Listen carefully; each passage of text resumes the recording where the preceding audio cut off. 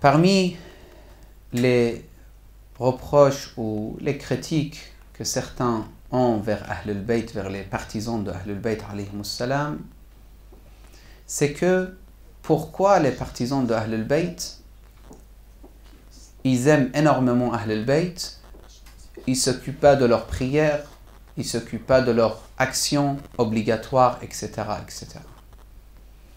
Ils nous critiquent, ils disent, regardez à la Mecque, quand l'heure de Adhan Dhuhr arrive, par exemple, les vendeurs, ils ferment tous leurs magasins et on voit un peu des chiites, peut-être oui, c'est vrai, peut-être c'est pas vrai, en tout cas c'est les critiques. On voit quelques chiites qui sont là, ils insistent aux vendeurs, attends un petit peu, je vais acheter ce que je vais acheter, je vais faire la négociation, je vais terminer l'achat. Ou par exemple dans les mosquées, on ne voit pas qu'ils donnent l'importance. J'ai vu un frère dans un voyage, c'était un frère afghan, ou plutôt c'était un frère qui a fréquenté les Afghans. Il n'était pas d'origine afghane, mais il a fréquenté les Afghans, il était du nord de l'Irak, il était kurde, excusez-moi. Donc cette personne, il m'a dit, tu parles perse parce qu'il était complètement perturbé, comment faire à l'aéroport. Et personne ne parlait kurde là-bas. Je dis, oui, je parle un peu perse. Il m'a dit, s'il te plaît, traduis pour moi. C'était Jordanie, donc là-bas, personne ne comprenait. Il a dit, traduis pour moi avec eux, tu parles en arabe. Donc, il m'a parlé en persan. Après, il m'a dit, t'es sunnite ou chiite, c'est pas important. J'ai discuté avec lui un petit peu. L'essentiel, c'est ce point. Il a dit, j'étais au camp en Allemagne, réfugié politique. J'avais fait la demande pour réfugié politique. J'étais avec les Afghans, c'est là que je parlais. J'ai appris le perse, parce que je connaissais un petit peu la base. Et il m'a dit cette phrase, il m'a dit, tout ce que je connais des chiites, c'est que Muharram, Ashura, ils font telle chose, mais il n'y a pas de pratique. Ils ne viennent pas pour faire salat avec nous, ils ne viennent pas pour faire les actions, etc. Ils ne s'occupent pas vraiment de sharia, de fiqh, de jurisprudence. Ahlul Bayt alayhimus salam, même à l'époque, ils ne voulaient pas que cette personne qui vit de cette manière soit un des partisans de Ahlul Bayt dans la société. Ça veut dire une personne qui ne s'occupe pas de tout ce qu'Allah a obligé, ou il ne s'éloigne pas de tout ce qu'Allah a interdit. Ahlul Bayt jamais ont accepté qu'il soit le représentant de Ahlul Bayt, du chiite. Laysa min shi'atina. On a beaucoup de hadiths sur ça. Ici, le hadith c'est un petit peu différent. Il dit فَمَنْ كَانَ مِنْكُمْ مُطِيعًا لِلَّهِ تَنْفَعُهُ وِلَايَتُنَا. Donc le wilaya c'est quelque chose qui est très utile. Et son wilaya c'est quoi déjà? C'est al-iman bi'anna ba'da rasulillah salawatullah wa salamu alayhi al-haqqu ma'ali wal-wilayatu li-Ali ibn Abi Talib wa ahlul bayt alayhimus salam. C'est ça le wilaya. Salawat ala Muhammad wa ali Muhammad. Allahumma salli ala Muhammad wa ali. Le fait d'accepter la wilaya ou l'imama de Amir al-Mu'minin salamullah alayhi, qui est désigné par Allah subhanahu wa ta'ala et pas par notre noble prophète, c'est notre noble prophète qui l'a dit, mais c'est choisi par Allah directement. Donc le fait de croire à ce wilaya, c'est l'acceptation de wilaya est un maqam, tu es quelqu'un qui est envers Allah subhanahu wa ta'ala, sur le chemin d'Allah subhanahu wa ta'ala. Mais ce qui est très très important dans ce hadith, il dit, celui qui obéit à Allah et il a le wilaya en plus, tanfa'uhu wilayatuna. Donc, si quelqu'un il obéit à Allah, on a beaucoup de hadiths, il obéit à Allah mais il ne veut pas le wilaya. Une fois, il ne connaît pas le wilaya de Ahlul Bayt. Pourquoi je parle de ça? Parce que peut-être il y a un frère sunnite qui va dire, mais cheikh, moi je ne crois pas au wilaya, mais j'obéis à Allah. Je ne connais même pas le wilaya. On ne parle pas de qasir, on parle de muqassir. On ne parle pas de celui qui n'a pas su parce qu'il n'a pas eu l'occasion. Je parle de celui qui a eu l'occasion, mais il ne le veut pas. Il ne veut pas le wilaya. Ils ont vu tout. Shimr ne croyait pas qu'il n'a rien vu. Shimr, il était dans la partie de Ali ibn Abi Talib au jour de Saffin. Il y avait beaucoup d'hommes à Karbala contre Sayyid al-Shuhada. Ils étaient avec Imam Hussein au jour de Saffin, ça veut dire avec Ali ibn Abi Talib. Ils ont vu que le wilaya c'est Ali ibn Abi Talib. Ils ont compris. Mais pour beaucoup de raisons, ils n'ont pas accepté. Je parle de ce genre de personnes. Donc celui-là, s'il fait la prière 24 heures sur 24 heures, il jeûne, il fait tout ce qu'il veut faire, ça ne sert à rien, ça ne suffit pas. إخوان ملتفتين إن شاء الله لا يشغلكم شيء عن شيء إن شاء الله هي دقائق ونختم. Donc, al-wilaya, ça ne suffit pas tout seul. Mais s'il n'y a pas al-wilaya, tout ce qu'on fait comme action, ça ne suffit pas. Ça, c'est des mots qu'on le dit. Mais regardez le hadith, comment il définit ce point-là. وَمَنْ كَانَ مِنْكُمْ عَاصِيًا لِلَّهِ لَمْ تَنْفَعْهُ وِلَايَتُنَا. Par exemple, dans la rue, tu prends le métro, tu viens ici, dans le chemin, tu regardes tranquillement les femmes qui sont mal habillées et tu n'enlèves pas, ça veut dire que tu ne fermes pas tes yeux et tu continues à regarder. Après, tu dis, moi, vraiment, j'ai wilayat Ahl al-Bayt et Allah subhanahu wa ta'ala, il va tout effacer. Non, mes frères, il ne va pas tout effacer. Il ne va rien effacer. Tout est gardé, tout est noté. Et notre hadith, il dit, pourquoi? Parce qu'à la fin, il dit, Wayhakum la takhtaru. Attention. Wayhakum. Imam al-Baqir, il dit, attention, la takhtaru. Il ne faut pas tomber dans le piège. Wilaya, c'est important. Oui, nous sommes les gens qui suivent Ahl al-Bayt, c'est très bien, alhamdulillah. Mais ça ne suffit pas. Un autre hadith de Imam al-Baqir, toujours, il dit, Ya Jabir. أيكتفي من ينتحل التشيع أن يقول بحبنا أهل البيت فوالله ما شيعتنا إلا من اتقى الله وأطاعه. والله. Tu sais, ça veut dire, vous savez, ça veut dire quoi? Ça veut dire, il faut vraiment recalculer notre vie. Il faut revoir comment on est en train de vivre.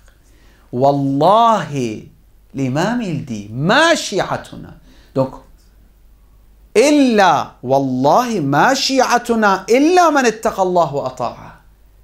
Ça veut dire le moment que je désobéis Allah, je suis plus le partisan de Ahl al-Bayt. بنسبة البعد عن طاعة الله أنا أبتعد عن التشيع. Tu peux pas dire je suis un chiite si tu es en train de faire des péchés. كلما اقترب الإنسان من الذنوب ابتعد عن التشيع بنفس النسبة. À chaque fois que la personne s'approche des péchés, il est en train de s'éloigner de tashayyu', de haqiqat al-tashayyu'. Après, il dit وَمَا كَانُوا يُعْرَفُونَ يَا جابر إِلَّا بِالتَّوَاضُعِ وَالتَّخَشُّعِ. Donc, modestie, humble, amana, ils sont sincères pour rendre les dépôts, كثرة ذكر الله, etc. والصوم والصلاة, je ne vais pas détailler parce que c'est tout un 5, 6 ou 7 discours déjà sur hadith. والتعهد للجيران والغارمين والأيتام وصدق الحديث. Que cette phrase, qu'est-ce que ça veut dire? Il faut beaucoup réfléchir. صدق الحديث, ça veut dire langue de la vérité. Ils ont une langue qui dit toujours la vérité.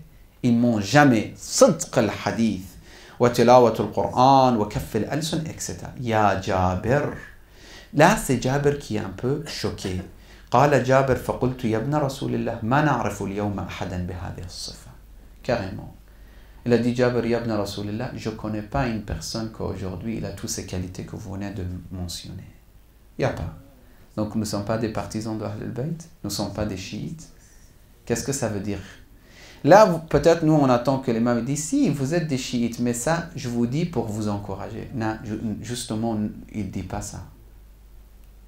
Justement, l'imam, il ne dit pas ça. Il dit ما نعرف اليوم أحدا بهذه الصفة. قال عليه السلام, Imam al-Baqir, il a répondu, tu connais personne comme ça aujourd'hui? يا جابر لا تذهبن بك المذاهب حسب الرجل أن يقول أحب عليا وأتولى. Où tu vas? Qu'est-ce que tu en penses? Tu crois c'est aussi facile, ya Jabir? La personne il dit أحب عليا وأتولى, j'aime Ali et je suis Ali.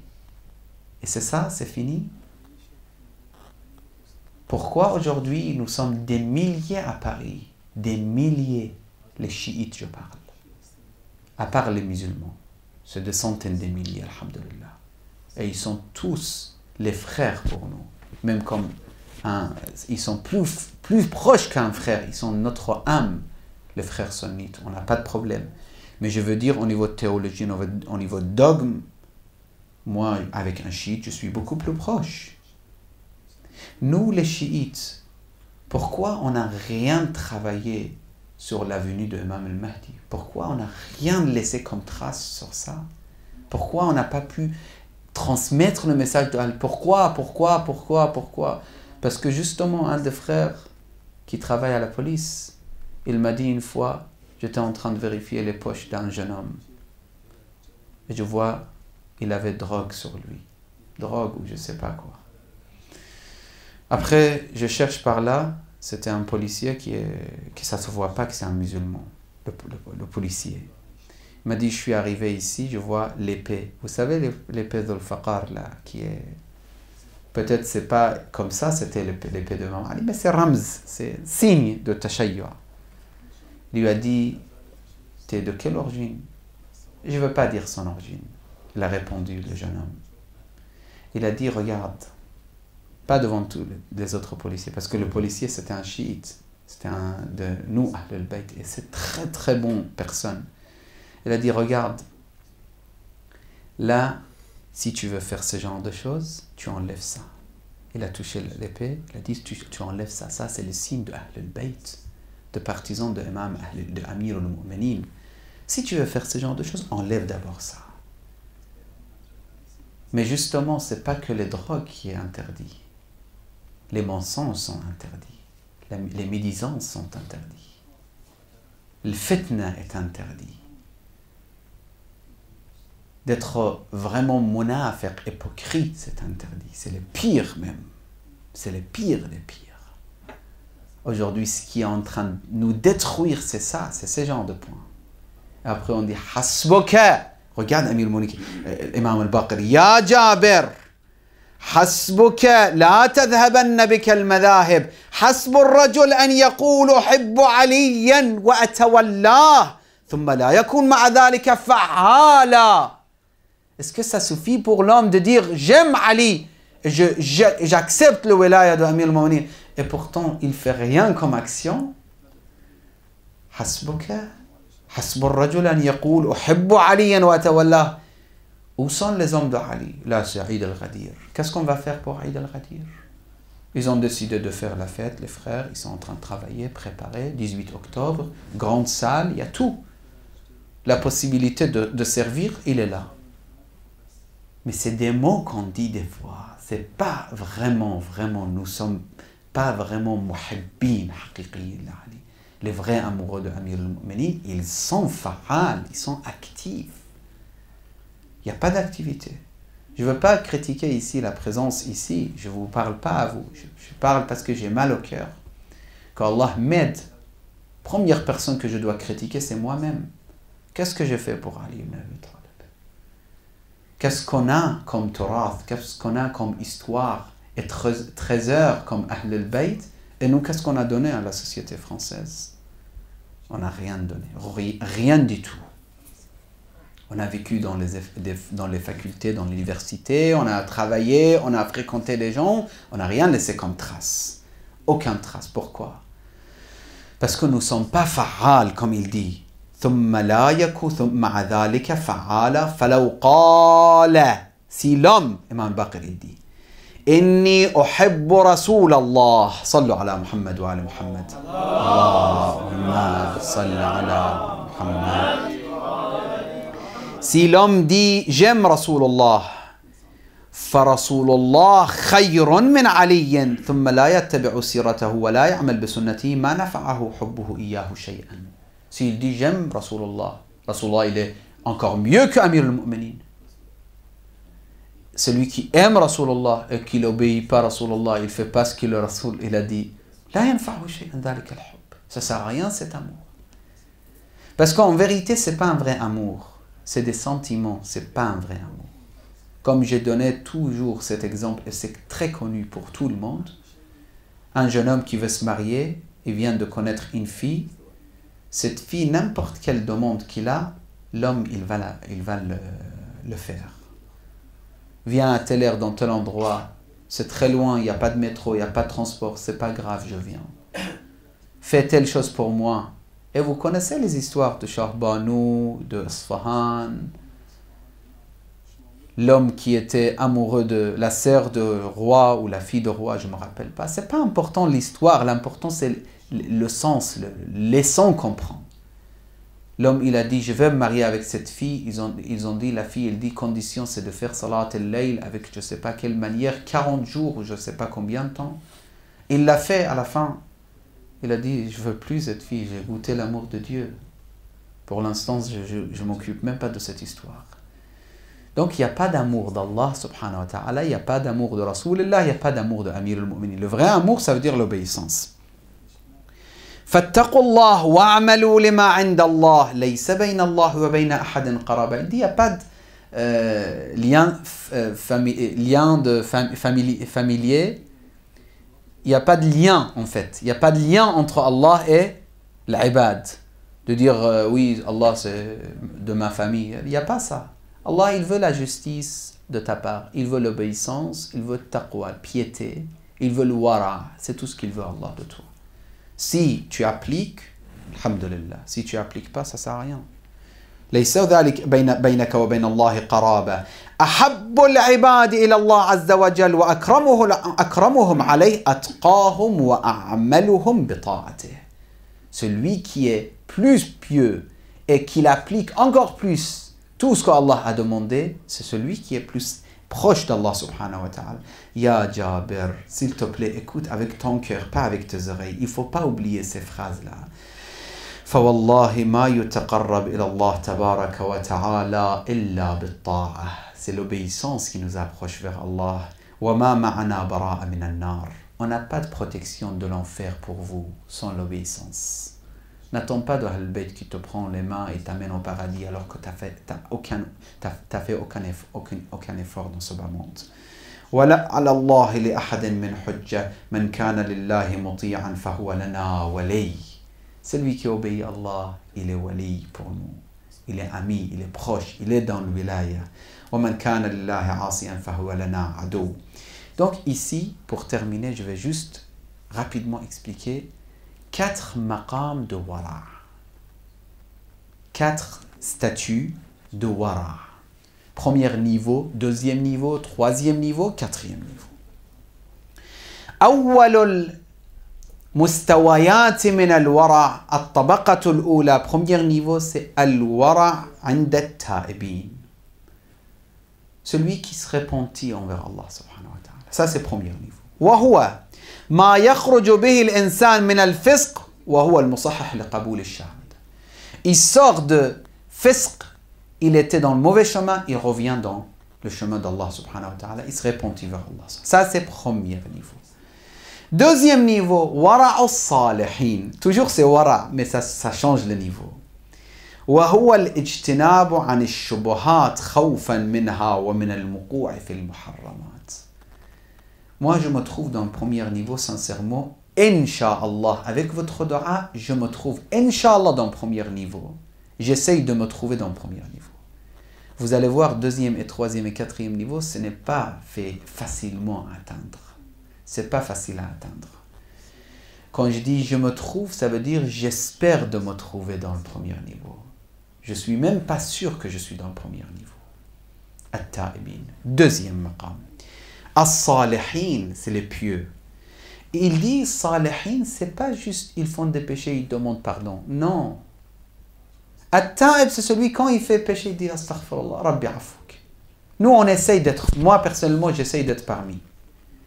Mais Salih, il dit même les choses qui ne sont même pas des péchés. Des questions d'ambiguïté, shubhat. Il ne sait pas, c'est haram, c'est halal, c'est makruh, c'est quoi. Il laisse tomber, il s'éloigne. Encore niveau, troisième niveau qui est encore plus haut, al-muttaqin, les pieux. As-salihin, ce n'est pas les pieux. C'est peut-être celui qui fait des bonnes actions. Il faut voir la traduction exacte en tout cas. Moi, je ne vais pas traduire. As-salih. Al-muttaqi, c'est encore plus fort. وَهُوَ تَرَكَ الْحَلَالَ خَوْفًا مِنْ أَنْ يَنْجَرَّ إِلَى الْحَرَامِ.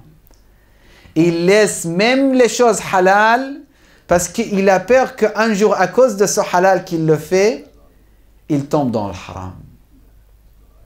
Par exemple, c'est halal de manger un sandwich du grec ou pas? C'est halal. Un jeune homme qui n'est pas marié, il mange grec, après il prend dessert, beaucoup de sucre, beaucoup d'huile, beaucoup de choses, des desserts, gâteaux et des choses, crème, etc. Donc un salih, il ne le fait pas. Il dit, moi je suis un jeune homme, je ne suis pas marié. Si je mange tout ça, ça donne beaucoup de force. Et ça bouge shahwa, désir et le plaisir dans moi. Et je suis un jeune homme, par exemple, de 25 ans. Je sais que ça a des effets négatifs sur moi. C'est pour ça quand ce salih, il va chez l'Urafa, ils lui disent, ne mange pas beaucoup d'oignons, ne mange pas beaucoup d'ail, parce que ça ramène shahwa. Ne mange pas telle chose. Mais ça, si tu racontes ici à Paris, ils vont rigoler, ils vont dire, mais qu'est-ce qu'il raconte celui-là? Même nourriture, tu veux nous limiter? Je ne suis pas en train de dire. Je suis en train de dire, as-salihin, c'est comme ça qu'ils calculent les choses. Si je veux manger quelque chose, je veux m'habituer à quelque chose, et un jour, si je veux tomber dans le haram, ce n'est pas la peine. خوفا من أن ينجر إلى الحرام مثل ترك التحدث بأحوال الناس مخافة أن ينجر إلى الغيبة. Par exemple, un autre exemple. Il ne parle pas beaucoup avec les gens parce qu'il a peur de tomber dans le riba. Vous savez, il y a des urafas qui mettaient des pierres dans leur bouche. Pierres. Avant de parler, il réfléchit. Si c'est utile, il enlève les pierres et il commence à parler. Si ce n'est pas utile, avant de l'enlever, il réfléchit. C'est pas utile ce que je veux dire, donc je ne le dis pas. Comment ça va? Qu'est-ce que tu fais? Alors, tu as voyagé où? Tu as gagné combien? Tu touches combien? Ta fiche de paye, c'est quoi? Tu travailles où? Exactement, oui. Qu'est-ce que tu vas faire? Vacances? Où tu vas partir? Est-ce que tu as rencontré tel? Est-ce que tu es parti dans... Toutes ces questions, c'est des questions dha'i'at, tafihat. C'est des questions sans but. Tu as vu telle personne, tu as vu tel, je sais pas quoi. Tel orateur, il est bien, tel orateur, non, ça m'intéresse pas. Ça m'intéresse, ça m'intéresse pas. Tel manger, c'est très délicieux, tel manger, ce n'est pas délicieux, etc., etc. Tel décor, ça me plaît, telle couleur de vêtements. Toutes ces discussions, c'est des discussions qui servent à rien. Donc, un salih, il ne fait pas ce genre de discussion. Et dernier niveau, et je termine mon discours. Ar-rabi'a wara'u salikin. Ya Allah, je ne sais pas quand est-ce qu'on peut penser à prendre ce niveau et à rentrer dans ce niveau ou atteindre ce niveau. As-salik. Salik, il cherche la satisfaction et l'amour d'Allah subhanahu wa ta'ala. Ça y est, il veut plus ce bas monde. Amir al-Muni, quand il dit « Ya dunya ghurri ghayri », c'est ça, suluk. Il dit « Je veux pas de dunya ». Aujourd'hui, tu parles avec les gens de suluk, ils te disent « Garde-le pour toi-même ». La vie matérielle a dominé sur le cœur et le corps. Personne ne peut entendre suluk, laisser tomber la beauté de ce bas monde, nourriture, etc., etc. Et même s'il aime parler, il ne peut pas appliquer. Même s'il applique un jour, il ne peut pas continuer facilement. C'est ça le plus grand travail qu'on peut faire dans ce bas monde. Si on écoute les femmes et les enfants, on ne sera jamais tranquille. On va continuer à amener, à travailler, à gagner, à amener, etc., etc. C'est bien, certains niveaux. Mais plus, on est en train de perdre notre temps. As-suluk, qu'est-ce qu'il dit? Wara'u salikin wa huwa al-i'radu amma siwah ta'ala khawfan min sarf sa'atin min al-umr fima la yufidu ziyadat al-qurb minhu ta'ala. Il dit salik, celui qui veut prendre le chemin de Dieu, de l'amour d'Allah, l'irfan, c'est ça le ma'rifa. Il dit l'i'rad amma siwa. Il tourne son visage, il détourne, d'accord, de tout ce qui est pas dans l'amour de Dieu, sur le chemin de l'amour d'Allah. Avant de terminer, j'ai terminé. Juste, je vous dis une phrase. Je ne croyais pas qu'en France, je trouverais un jeune homme qui a peut-être même pas 20 ans. À partir de l'âge de 14 ans, un Français qui est venu dans ce centre ici, et il m'a parlé, certains jeunes, ils l'ont vu, un Français de Paris. Il commence à goûter l'amour de Dieu à l'âge de 14 ans. Et quand il vient ici chez moi, il me pose des questions que ça se pose ça se pose que de la part des personnes qui ont étudié le ma'rifa. Un jeune homme français de père et mère, né en France à Paris, n'a jamais fréquenté, il ne s'est pas marié avec une arabe ou je ne sais pas quoi, mais il a aimé Allah, il a goûté l'amour de Dieu à partir de 14 ans. Ça veut dire quoi?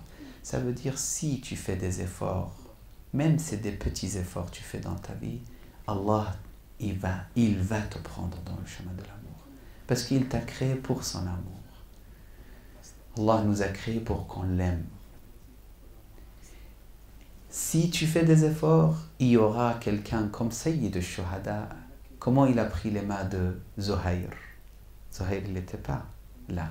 Ce n'est pas un majlis haza. Je termine avec cet exemple. Je ne veux pas faire majlis. Zuhair, grâce à Hussein, salamullah alayhi, il est venu dans l'amour de Dieu. Il est venu dans le chemin de l'amour d'Allah. Toi et moi, on peut avoir cette occasion. Bihaqqi Muhammadin wa ali Muhammad. Juste, on doit faire des pas vers l'amour d'Allah subhanahu wa ta'ala. أقول قولي هذا وأستغفر الله لي ولكم. اللهم صل على محمد وآل محمد.